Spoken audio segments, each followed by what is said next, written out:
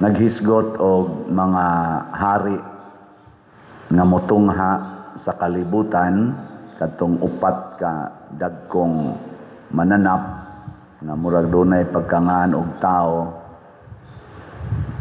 niya gi-interpret o gihatagag kahulugan sa Ginoo ngadto ni propeta Daniel ang katong katapusan ni kaupat nga lahi kayog naong kay naay na po kasungay na paginigawas nga laing sungay niya andakiro kay istanan o niya mo'y nakaguba sa kalibutan iya pagyong gitamak-tamakan hasta ang mga balaan nga mga tao iyang gikontra og napilde pero sa katapusan napilde gid siya sa labing gamhanan. Kining maong pananawon gi pakita na naron sa Ginoo dinhi sa atong kalibutan ang pinakalahi na gingharian karon dili na kadtong gingharian nga murag Amerika, Russia, China, Pilipinas na moingon dito ay hawd kaayong Amerika, hawd kaayong China, hawd kaayo ang kanaganing sana Russia o German. Dili na ingon ana karon ang sukdanan sa gingharian nga ni hari sa kalibutan. Kinsa naman roy hawd ang richest person kana yung pinakadato nga tao mo na tinahod ang dato nga tao sa tanang mga nasod tungod kay siya man mo'y usas mag-control sa business or economic situation sa kada nasod ug anha diha mo yukbo ang tanang tao mo nang doon na nataroy gitawag og mga top billionaires og makadiktar sila sa mga nasod. Di mo muto sama na nilang Elon Musk, Bill Gates ug uban pa tibok kalibutan ma-Amerika man, ma-China, maasa India, Russia makadiktar sila o suportahan sila sa mga nasod pasabot kining katapusang hari nga andakiro kay istanan mauna ni ang salapi mo nang niingon si Kristo dili mo makaalagad sa duha ka agalon di mo pwedeng magpakaulipon sa Ginoo ug sa salapi. So kinsa tong nagkupot og daghang kwarta mausay gamhanan sa kalibutan. Lingiyay mong tupad ning na daghan kag kwarta. Daghan. Og di ka daghang kwarta, ulipon ka. Ulipon. Mo na ang Pilipinas karon, ulipon sa mga dato. Dato nga nasod o dato nga tao. Tanawa gud. Unsay gibuhat sa atorong kadaghanan nga mga leaders naningkamot nga madato nya kay di man gyud madato pinaagig sweldo presidente kas Pilipinas hangtod barangay konsehal elected ug appointed nga mga officials di ka madato o magsalig lang ka sweldo dinhi sa Pilipinas pangayuan pa kag maayos mga tao. Unsa may ilang gibuhat nangurakot tungod kay gidaog man sila, naulipo naman sila sa hari. Ang hari nga andakiro kaayo. Kana magyong kwarta, andakiro kay nastanan. Tanawa ang mga taong naay kwarta, di ba manighawak day na. Na day na, no? Ay kabantay mo. Pero kana ganing taong way kwarta mag-upoy-upoy. Sige sir, sige ma'am, sige sir, sige ma'am, pero kana unsa man na diha? Unsa man ko na diha? Unsa man? Maana man kanang naidaghan kwarta, kabantay mo ana. Andakiro kaya na sila. Kana. Pila mo na. Sige, ako yang ko na. Gamay na, sisiwa na. Ano? Kanang imong naong, usbon ko na. Kanang imong ilong, kasayo na usbon. Basta na lang kay kwarta, usab na. Ganang imong genital organ nga babae, ilisan ta naglaki basta na alang kay kwarta. Andakiro kay na sila. Kanang imong taguangkan nga di manganak, gikapoy lang mo sa imong bana og kumbati wa gyud ka manganak. Sige, na kay kwarta. Paanak kon ti ka. Ano? Kana ding test tube babies, anhas test tube i-fertilize. Andakiro na kay ng kwarta. Kanang naong nimo nga brown, papution ko na. Nama ka kay kwarta. Unsay gusto nimong naong, unsa ka pution kana may pagka yellow. Pagka-redis. Diri. Kanang imong tiguang kay naong, pahamison ko na. Naong ka kay kwarta. Ana. Buhok nimo giuban, paninduton ko na. Andakiro kay ng kwarta. Ikaw, wa kay uyab. Naong ka kay kwarta, tagaan ti ka gwapa kayo or gwapo kayo. Ana. Basta na kay kwarta. May ingon din pare, minus magkolekta. Pangkolekta di maayo. Haron malipay ka.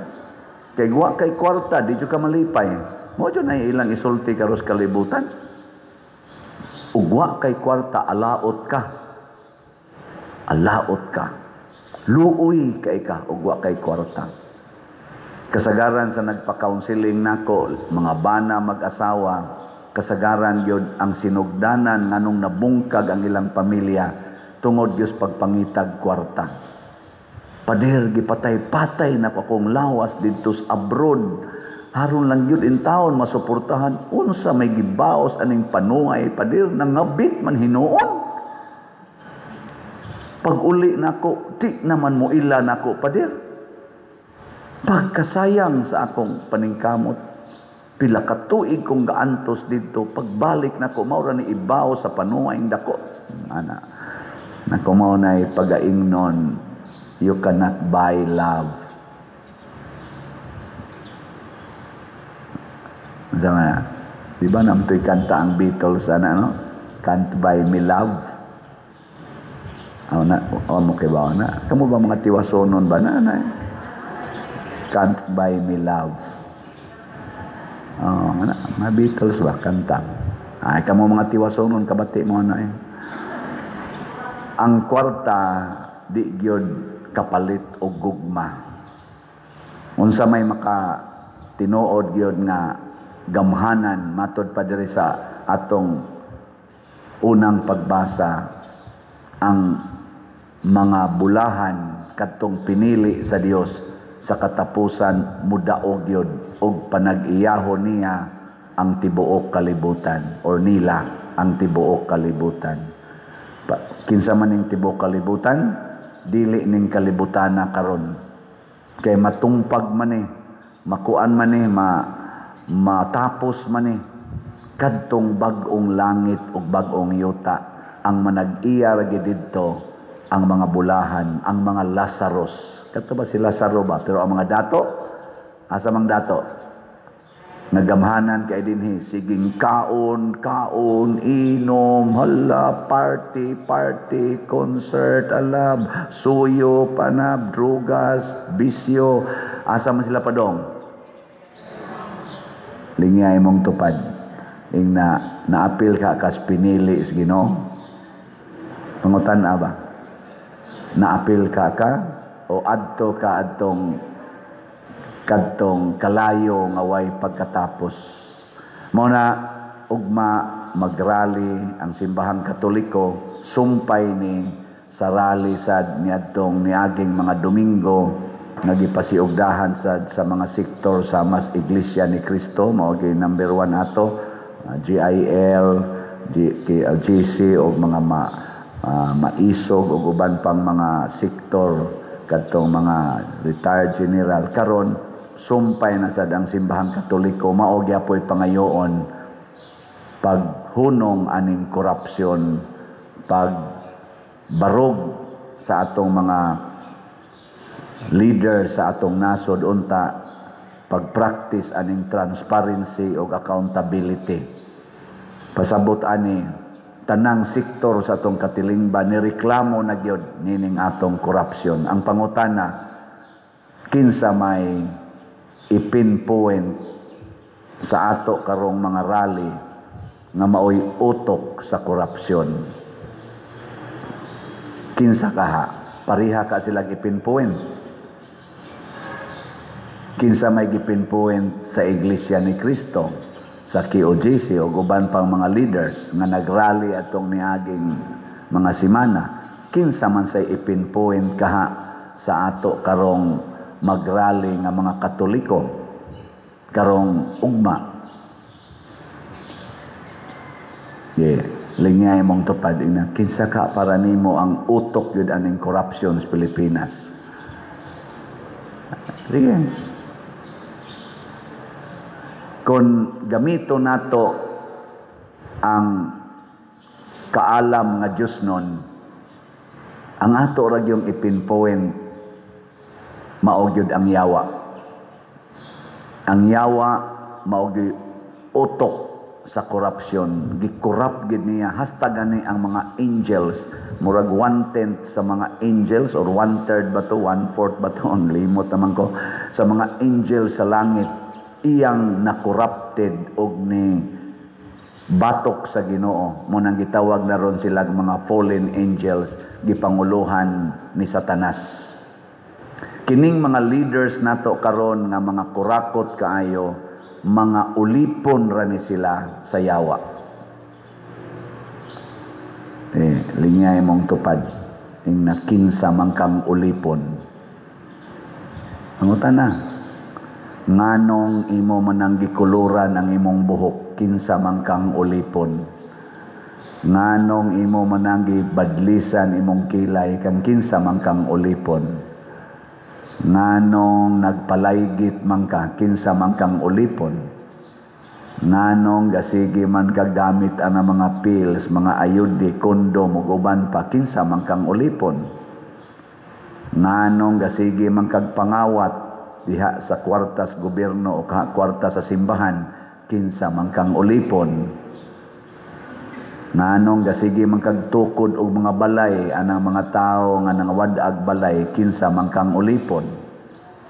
Nganong gasigi man kag palit anang slots ni Padre Siano, kinsa man kang ulipon. Nya nganong gasigi man sad kag balibad anang slot nga gibaligyang Padre Siano, nya manglibak pagyud ka, kinsa man kang ulipon. Nganong di pa madyog ka mo palit sa ticket sa sweet notes ni Padre Siano nga kanang fundraising concert sa Compostela Parish. Unsa man giimo nya, nganong sige man jud kag trabaho anang para sa concert, namutang naman ka ng mga tarpulin, bisag init kayo mamutang jud kag tarpulin, kinsa man kang ulipon. Kana man inana ba pangutan na? Nganong nagpuyo-puyo pa man ka, wa man kay kasal hangtod karon, kinsa man kang ulipon. Kana kay kitang tanan nga mga tao pulos gid ta ulipon, pero duha ra gyud atong amo, ang yawa o ang Ginoo. Muna inigrali nato matud pang Bishop Abit Oy, kalimta nato ang atong mga political affiliation o mga hain tandapita. Usahon nato ang atong focus diha sa sala nga gitawag og corruption, why transparency ug accountability dinhi sa atong katilingban. Ilho nato nga dili tao ang atong kontra, kung dili ang yawa mismo. Ayaw ibaliwala ang yawa, mga igsuon, kay konkreto gyud ni siya. Konkreto gyud ang yawa, dili siya guni-guni lang, dili kathang isip. Tanawa na imong tupad. Lingi aba, kanang di mo lingi, giyawaan gina. Sige, lingi, lingi, lingi, lingi sa too, lingi sa wala. Importante kay nang kung mulabang kas karsada, unsa tay giingon sa atong grade 1 pata, stop, look, and listen. Look at to your right, look at to your left, o niya kung hawan, labang. Mo to dihaan ang dapitas may sa to dihaan katong niaging adlaw. Uyuan sa ato din hingkuan ni Kevin, head sa youth, nagdasiyag motor. Niya pagliko niya padong sa wa matito niya padong siyang wa Wa man siya nilingi siyang tuo paglabang spikas lane. Igo rayon sa kusog kay motor. Di naman mapugnan, alagpot iyang helmet, patay. Kay pagliko niya siyang gikan sa spikas daplin, libre na, nilingi man siya. Paglahos niya nga to spikas lane, wa man siya nilingi dito. Abi ba niya mingaw? Niya ang katos ang gadagan, gatuo sa siya na mulabang. Basi kakita to siya atong motora nga ni ana, ang iyang huna-huna, mo ana tingin ito, motor agad, mo ana, nilahos mo dahil siya nga to. Pero tigil, iguan. Maurasan na ang akong isigig palingi-lingi ninyo. Sige, lingi lingi Lingi ba? Na tanaw ni mo sa kong ngaong ulipon ko siyawa o sa Ginoo? Na ba? Na sa imong tanaw sa kong naong ulipon ko siyawa o sa Ginoo? Hindi na. Pasulti. I-check na to kay o kita-kita ragoy maghukom na to, maglisod ta.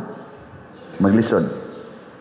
Dili ta ka himog judgment sa atong kaugalingon, mahimutang self-righteous, self-centered.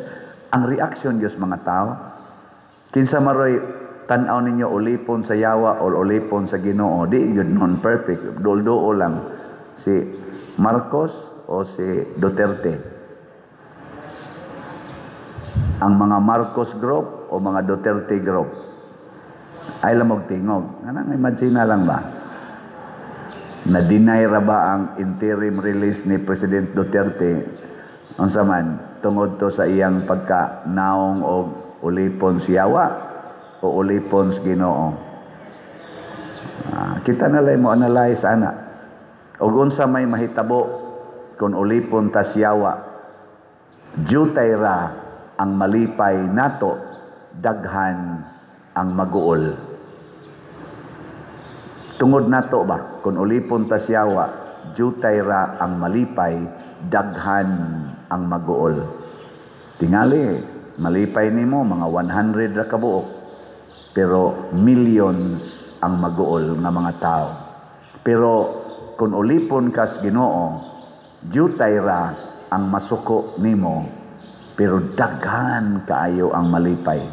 Og maunay nahitabo ni Kristo, pila ra may namata, pila ra may nasuko ang Kristo, jutay ra man, pero thousands atong iyang panahon magsigi og pangita niya. Nakaron atong analyson sa atong mga leaders, gikan sa presidente hangtod sa barangay level. Ang atong pilion kung moabot na gani ang eleksyon, kadtog yung ulipon sa Ginoo. Ayaw, di na ta mo pili ang ulipon siyawa. Ha? Gusto man ka nato buntogon ang korupsyon, pili agitong ulipon sa Ginoo. O kinsa man ni sila, atong tanahon. Kanang tao nga daghan ang nalipay, jutay ra ang nasuko. Munay una, ikaduha, kanang tao nga dili hangol og kwarta, wa nakabasi og kwarta. Panahon sa eleksyon, di gina sila manghatag og kwarta. Manghatag na ganing kwarta, ulipo na nasiyawa. Kaya ang kwarta, iya manasiyawa. Mao man na ang superpower. So di gid ta mo pili basta manghatag og kwarta. Ato man kang hunongon ang korupsyon. Di ba? Pero magsigil at rally-rally, unya inigpanahos eleksyon, halasawod anang ipanghatag na kwartas mga kandidato-kandidata, wag ya po'y kapuslanan. Managlinya pa ta dito, hoy, mga buangon. Dinhi, may kayo mong brunda-brunda, unya dito mo linya, dahil mo na nang hatag o kwarta. Serve-serve pa mo din simbahan, magliktor-liktor, magkwal-kwal, kusog na ikaw mong mangitag asa tong nang hatag, aron mo linya dayon. Pakauhaw tas atong Ginoo. Anong magpaulipon man taan na mga yawa o mga yawan noon. Di ba? Ayaw, di ta mo dawat. Kitang mga Katoliko, ato nang barugan mo nang ingon ko karon magrally man kata, magsulob og puti. Sulob og puti. Unsa may pasabutan ng puti? Limpyo. Limpyo mo na auhag ni Bishop Abit og sa tibuok Pilipinas, si BCP, nga mag-rally ta mo, apil mo sa rally, hala, sulob og puti. Muna, dasigon ta mo, sulob mo puti. Mangadto sa rally. Pero timan wa ba kay gugma sa kwarta. Matod pa ni Kristo sa atong Ebanghelyo, hunungan na ang inyong pagpatuyang og kaon, inom anang makahubog, og mga kabalaka. Unsa may itong kabalakan yun, hashtag wa ko'y kwarta, hashtag wa ko'y kwarta. Kana yun, kuhaan na ha? Ayaw nagkabalaka, ayaw na pagsig kabalaka ng imong maintenance. May na lang ni Pader, makapalit tag maintenance, ayaw na. Pagpakamatay, mintin pagyod ka, gabok naman kay kagtuhod. Tuguti na lang na, nga mawa na ka. Kung ang kanang maong politisyan, maura gina imong gilauman sa imong maintenance, oy, ayaw na ay. Kurakuton pa ng PhilHealth ana, kurakuton pang imong SSS ana, apil na imong GSIS. Kurakuton pa. Bawion ra na niya. Di isalikway tanang manghatag aron manaphaw ng ilang naong. Nganlan day nato inig panghatag, kurakot ka. Kurakot kang kandidatuha ka. Ngano manghatag ka? Gawa ka magkinahanglan kwarta, nagkinahanglan pero dili gikan sa imong kamot, gikan sa akong kamot. Motrabaho ko og maayo. Magkugi ko aron makakwarta. Dili kay magsigi lang kog pangayo nimo. Kurakot ka. Ano na to? Makaana mo? Dili. Hala mo diya. Sige na.